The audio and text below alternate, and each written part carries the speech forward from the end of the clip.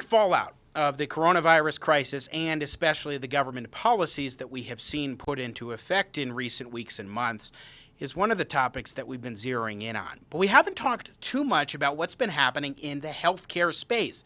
In the first quarter, the first estimated GDP loss was a negative 4.8%, with the healthcare industry chalking up 2.25% percentage points of total gain. So that means 2.25 percentage point loss in economic growth was due to what we're seeing with the healthcare industry.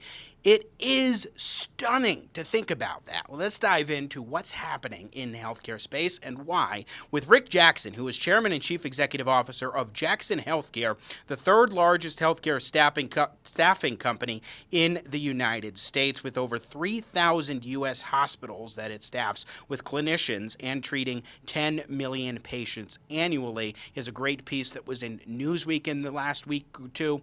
And also, he is a member of the Job Creators Network. Rick Jackson, welcome to the show. Good to have you today. Thank you, Jimmy. Glad to be with you. I'm so pleased to have you because we really need to highlight what's been going on in the healthcare space. Give us a 50,000-foot view, and then we'll dive right in.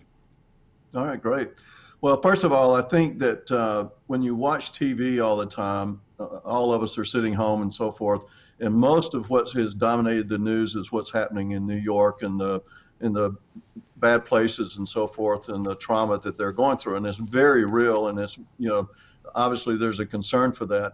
But what that does is give the perception that this is happening in all hospitals and everywhere in the United States, and it's just simply not true. The facts are that at least 90% of the hospitals are half empty right now.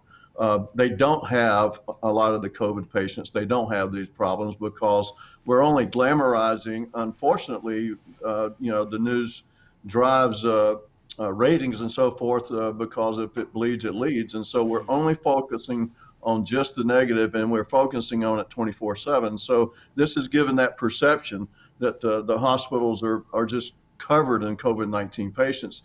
This came about because the government has restricted elective and outpatient procedures. We're not talking about elective like getting plastic surgery on your nose or something like that. We're talking about brain surgery that can be delayed for 30 or 60 days, total knees, all kind of treatment and so forth.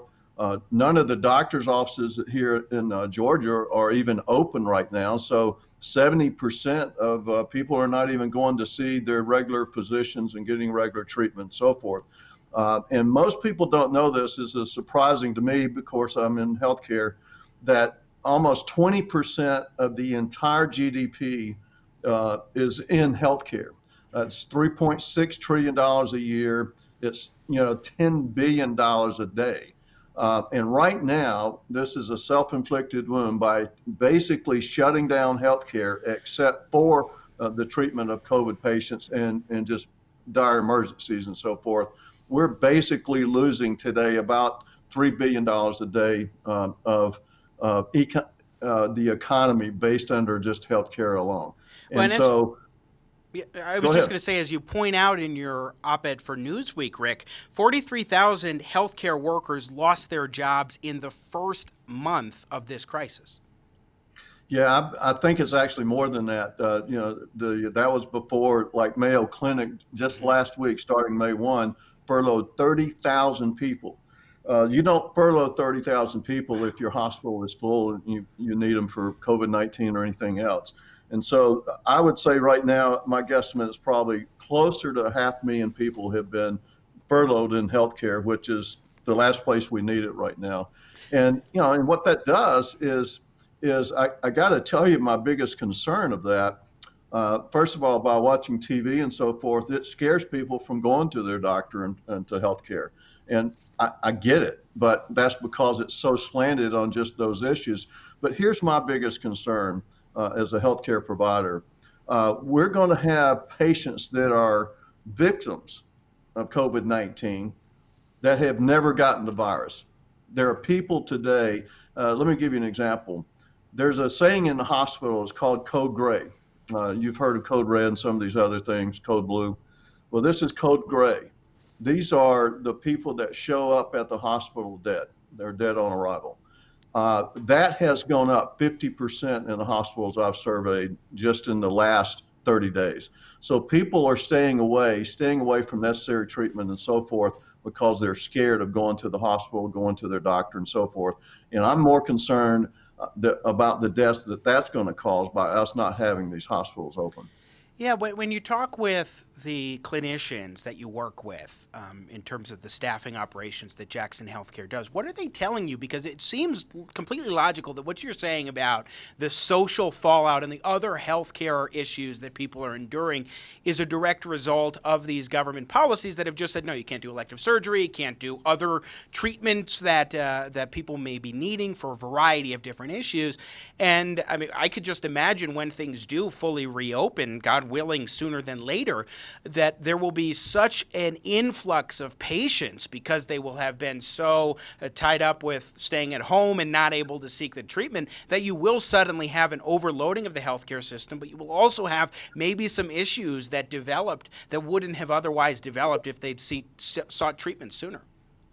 Well, it's a great point. For instance, I've got a friend of mine whose wife had a mammogram in January, and she had a lump in her breast.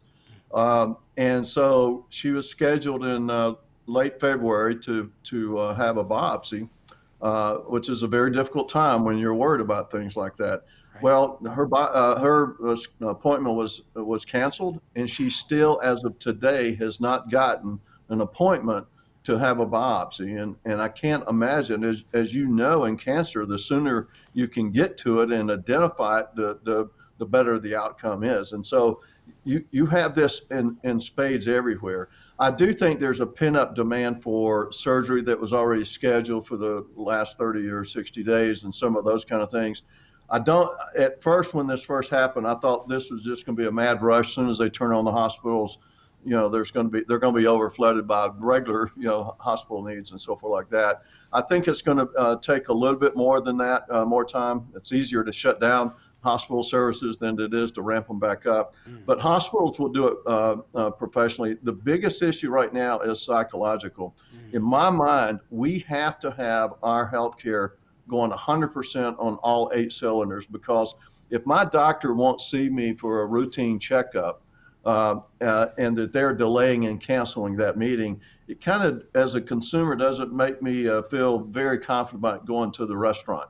And so we have to get that nailed and get it out as soon as possible so that we can build the confidence, psychological confidence, that we can solve this problem and feel safe in this COVID environment. We're talking with Rick Jackson, Chairman and CEO of Jackson Healthcare, the third largest healthcare staffing company in the country. Rick, what you said a moment ago with the story about the woman who was scheduled in February to get a biopsy, we're coming up on 3 months since that appointment was supposed to be scheduled. I can just imagine how many different Americans across the country are in a similar circumstance, and not only are they worried about contracting COVID-19, but they also have to be very fearful. Could I have this life-threatening illness and it be too late for me to get the treatment that I need? I mean, I could just imagine the not just the frustration about that, but the fear. Absolutely. I have an aunt right now that her doctor said that they're concerned about giving her cancer treatment because it does reduce your immune system and all that kind of stuff. So she is faced basically with, okay, well, do I solve the immunity problem, with COVID-19? Or do I go ahead and assume I'm going to die because I don't have cancer treatment? Because she has lung cancer. And it's a terrible place to put. But these are some of the decisions that people are making. And I can assure you that when at the end of the day, we're going to have a lot of people that died because of not access to health care, then there are going to die from COVID-19, is my opinion. Rick Jackson, that is a startling thing to hear. But when we talk about reopening the economy, I mean, obviously, I think most people were well intentioned in terms of these policies going into effect across the country, thinking, hey, we need to focus our resources on COVID-19. But as we're fond of pointing out on this show, the road to hell is paved with good intentions, and there are unintended consequences that can most definitely happen. And I would think that if we don't get things reopened in state after state very, very soon and begin that process now, this situation is just going to get even worse and worse. And what you're talking about more are the health and societal implications of this. We've hardly spent much time in our conversation talking about the financial impact on the healthcare system, particularly hospitals, yet. Right. Well, in fact, I would tell you as taxpayers, we're going to be subsidizing the $2 billion a day that we're currently losing right now because the healthcare companies are basically out of business right now. They're going to start back up. And you're right. I don't want to basically have a blanket statement that they should have never shut down and so forth like that. Hindsight's 2020. But because of the equipment and so forth, the supply chain, they didn't want to have demand on that. They wanted to be able to cover the COVID-19. But that's not an issue now, and we should not do anything that restricts. From my standpoint, the three things you've got to do is to open up healthcare and the economy of healthcare immediately is, first of all, you got to remove all restrictions. Let hospitals and doctors go back to work and decide themselves what's safe and how to do that. You've got to completely keep them in the PPE and testing capability. And then we just need to get out of the way. If we'll do that, we'll immediately create $2 billion more of GDP per day immediately, and at the same time, keep people safe that needs healthcare treatment Your today. first point, I think, is so salient because we're talking about healthcare workers, doctors, physicians, clinicians, people who understand healthcare and aren't going to take unnecessary risk for their patients. If we're going to trust anybody to be responsible, you have to trust the healthcare workers. Absolutely. They deal in infectious diseases every day. Yes. They understand it. And they know how to delve into that. They know how to create the processes and so forth like that. So, and it bothers me when governors tell doctors what they can and cannot do, especially non-medical people. But I understand how what we did, but it's now time to turn the page and get healthcare back working again.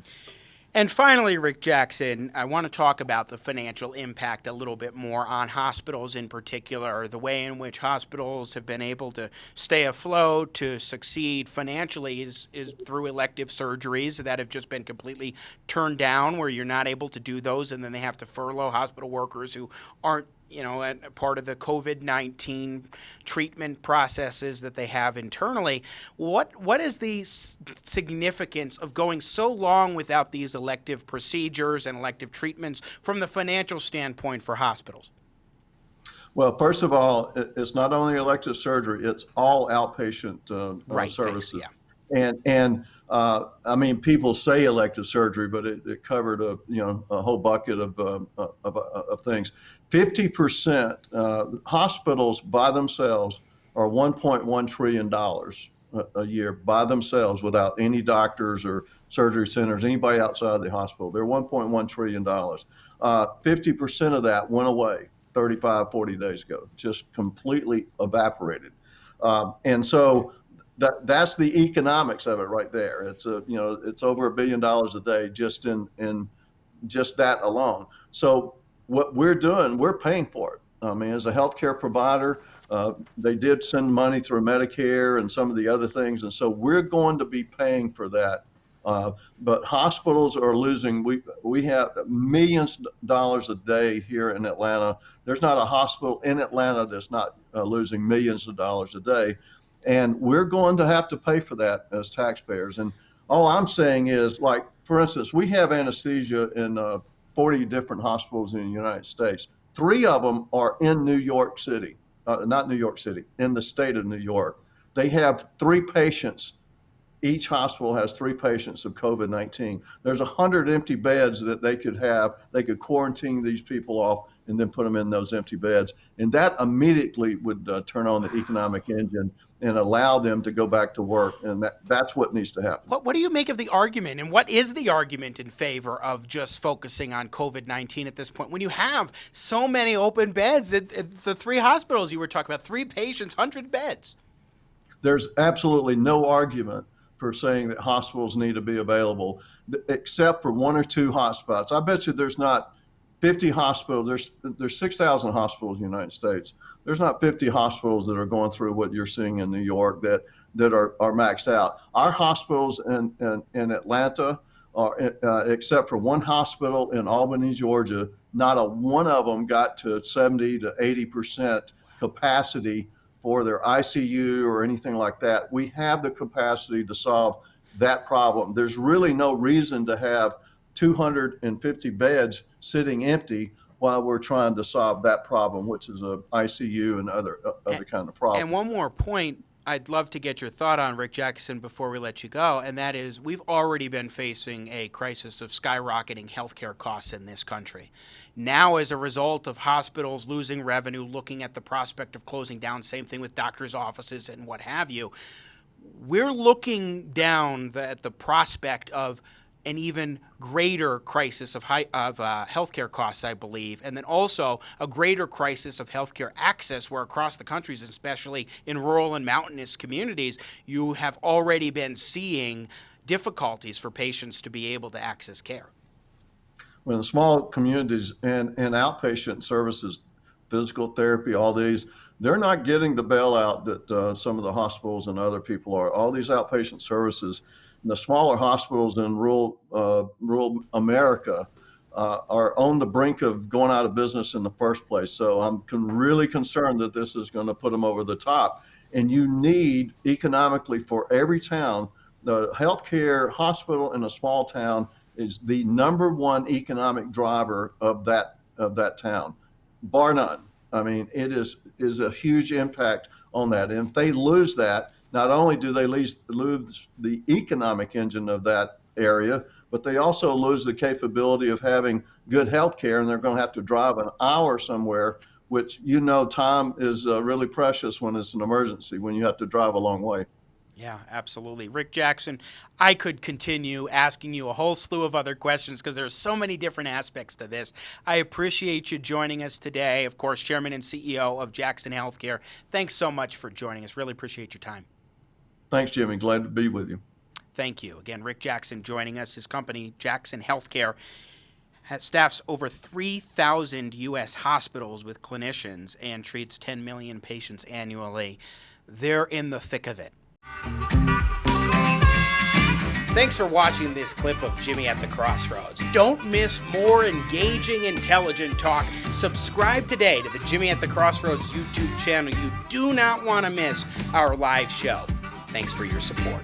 I got Jimmy at the crossroads, making sense out of no sense. Yeah.